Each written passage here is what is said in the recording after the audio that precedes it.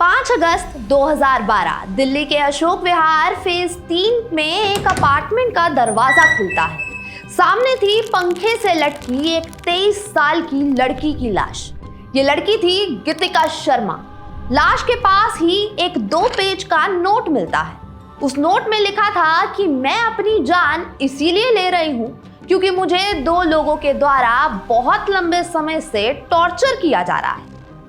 लोगों के होश तब उड़ते हैं जब उन्हें मालूम चलता है कि जिन 2 लोगों का जिक्र गीतिका शर्मा कर रही थी उसमें से एक इंसान और कोई नहीं बल्कि हरियाणा के गृह मंत्री गोपाल गोयल कांडा थे, जिनकी कंपनी में गीतिका इतनी छोटी उम्र में एज अ डायरेक्टर काम किया करती थी। आज की इस वीडियो में हम इसी मर्डर केस की चर्चा करने वाले हैं। हम बात करेंगे गोपाल कांडा की कि कैसे वो एक दूध बेचने वाले से एयरलाइन कंपनी के मालिक बन जाते हैं।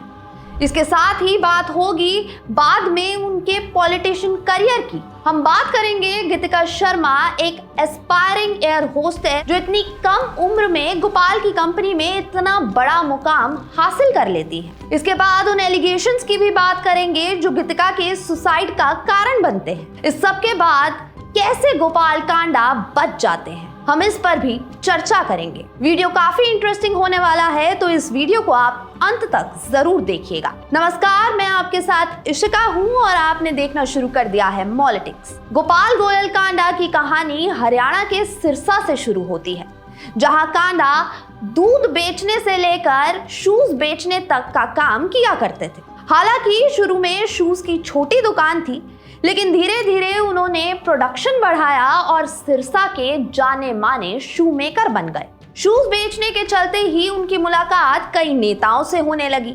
कहा जाता है जब गोपाल राजनीतिक गलियारों में अपना पैठ जमा रहे थे तभी उनकी मुलाकात वहां के डीएम से होती है, जिसके साथ उनकी जान पहचान अच्छी थी। ये जान पहचान इतनी अच्छी हो जाती है कि जब डीएम 1990 के दशक में गुरुग्राम शिफ्ट हो जाते हैं, जो तब गुड़गांव था, तब वो अपने साथ कांडा को भी साथ ले जाते हैं। ये वो समय था जब गुरुग्राम को एक हाईटेक सिटी बनाने की प्लानिंग चल रही थी। क्योंकि डीएम इस रीडेवलपमेंट प्रोजेक्ट का पार्ट थे, इसलिए वो कांडा को 1997 में गुरुग्राम बुला लेते हैं। गुरुग्राम आकर कांडा डीएम की सहायता करता है और जमीन का लेन देन का काम शुरू कर देता है और उनका ये काम इतना चल जाता है। गुरुग्राम का डेवलपमेंट गोपाल कांडा की जिंदगी का ऐसा डेवलपमेंट लगता है कि गोपाल 2007 में MDLR नाम से एक एयरलाइन कंपनी खोल लेता है। इस समय तक गोपाल के दिल्ली NCR में कई होटल्स, स्कूल्स, कॉलेज खुल चुके होते हैं। उनके गोवा में भी कई कसिनोज थे। हालांकि इस बीच में कई बार अपने पॉलिटिकल एम्बिशन को भी पूरा करने वापस वो सिरसा गए, लेकिन उतनी सफलता उन्हें हासिल नहीं हुई। लेकिन 2009 में हरियाणा का विधानसभा चुनाव उनके लिए लकी साबित हुआ। 2009 में वो सिरसा से इंडिपेंडेंटली लड़ते हैं और जीत भी जाते हैं। सरप्राइजिंगली इस चुनाव में किसी को बहुमत नहीं मिलता। 90 सीट वाली विधानसभा में कांग्रेस को 40 सीटें हासिल होती हैं। बहुमत के लिए उन्हें 4 और एमएलए चाहिए थे। तभी गोपाल कांडा अपना दाव खेलता है और अपना समर्थन कांग्रेस को देकर कांग्रेस की सरकार बनवा देता है। क्योंकि वो एक किंग मेकर था, इसीलिए कांग्रेस उन्हें राज्य का गृह मंत्री घोषित कर देती है। लेकिन गृह मंत्री बनने के 3 साल के भीतर ही उन्हें अपने पद से रिजाइन देना पड़ जाता है। क्यों? क्योंकि उनका नाम 23 साल की गीतिका शर्मा के सुसाइड नोट में आ जाता है। लेकिन सवाल ये उठता है कि आखिर गोपाल का नाम अपने से आधी उम्र की लड़की के सुसाइड नोट में क्या कर रहा था? पूरा खेल क्या था? आइए आपको बताती हूँ। देखिए, ये मैं आपको पहले ही बता चुकी हूँ कि गोपाल कांडा ने 2007 में अपनी एक एयरलाइन खोली थी। कहा जाता है कि अपनी इस एयरलाइन के कैबिन क्रू के लिए गोपाल कांडा सिर्फ लड़कियों को ही हायर करता था। इवन हर इंटरव्यू को वो खुद बाहर बैठकर देखा करता था। एक ऐसे ही कैबिन क्रू के इंटरव्यू के लिए एक 12th पास लड़की आती है। नाम था गीतिका शर्मा। हालांकि गोपाल की टीम गीतिका को मना कर देती है क्योंकि तब तक उनकी एज 18 साल की नहीं हुई थी। लेकिन गोपाल कांडा को गीतिका पसंद आ जाती है और वो उन्हें जॉब पर रख लेता है। इसके बाद काफी कम टाइम में ही गीतिका का इस एयरलाइन कंपनी में प्रमोशन कर दिया जाता है। बाद में 2009 में जब एविएशन रूल को तोड़ने की वजह से कांडा की एयरलाइन को बैन कर दिया जाता है, तब कांडा गीतिका को अपनी कंपनी के गुड़गांव ऑफिस में ग्रुप कोऑर्डिनेटर बना देता है और फिर बाद में डायरेक्टर की पोस्ट तक प्रमोट कर देता है। अब यहाँ सब सोचने में ये लग जाते हैं कि आखिर गोपाल करना क्या चाहता है। धीरे धीरे गोपाल का गीतिका के घर आना जाना बढ़ जाता है। वो उसे BMW कार तक गिफ्ट कर देता है। लेकिन इस सब से गीतिका बिल्कुल खुश नहीं थी। वो अपने करियर को लेकर काफी सीरियस थी, कुछ बड़ा करना चाहती थी। इसीलिए वो गोपाल से कई बार उसकी कंपनी छोड़ने की बात भी किया करती थी, लेकिन गोपाल हर बार मना कर देता था। काफी कोशिश करने के बाद इन दी एंड गीतिका गोपाल की कंपनी छोड़कर दुबई में जाकर एमिरेट्स को ज्वाइन कर लेती है। लेकिन यहाँ भी गोपाल अपनी पावर का यूज करके एमिरेट्स को फेक मेल कर देता है कि गीतिका का कैरेक्टर बिल्कुल ठीक नहीं है, वो अनप्रोफेशनल है। उनके इन मेल्स की वजह से गीतिका को एमिरेट्स से निकाल दिया जाता है। 2012 तक गोपाल का दबाव गीतिका पर इतना बढ़ गया कि उसने अपने परिवार को बताया कि गोपाल उसे मेंटली टॉर्चर करता है।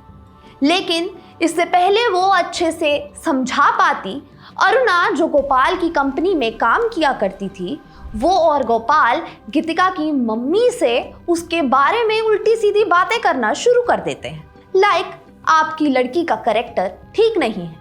अरुणा ने 3 अगस्त 2012 को गीतिका की माँ से फोन पर भी बात की और अगले दिन गोपाल ने भी बात की।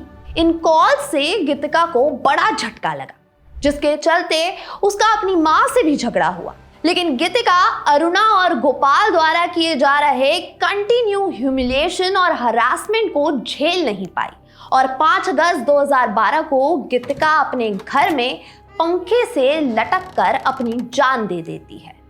उसके सुसाइड नोट में गोपाल और अरुणा को मेंटली हरास करने के इल्जाम लगाए गए थे। गीतिका की मौत के बाद गोपाल कांडा एक हफ्ते तक फरार रहा। 5 अगस्त को पुलिस ने सुसाइड नोट बरामद किया और उसी दिन गोपाल के खिलाफ FIR दर्ज कर दी गई। 7 अगस्त को पुलिस ने गोपाल को पूछताछ के लिए बुलाया, लेकिन वो नहीं आया। 8 अगस्त को अरुणा चड्ढा को अरेस्ट कर लिया गया और गोपाल के घर पर रेड हुई। 9 अगस्त को गोपाल के खिलाफ लुकआउट नोटिस भी जारी किया गया।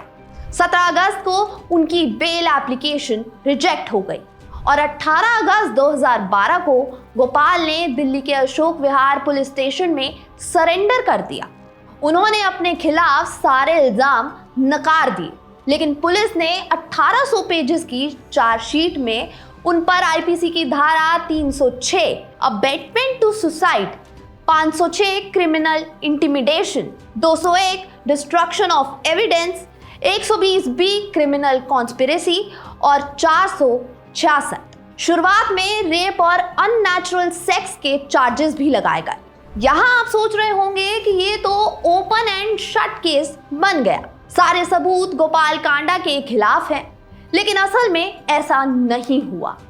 दिल्ली हाई कोर्ट ने कांडा पर रेप और अननेचुरल सेक्स के चार्जेस 2014 में क्वैश कर दिए। इवन 4 मार्च 2014 को गोपाल को बेल मिल गई और इसके बाद अरुणा चड्ढा को भी बेल मिल गई।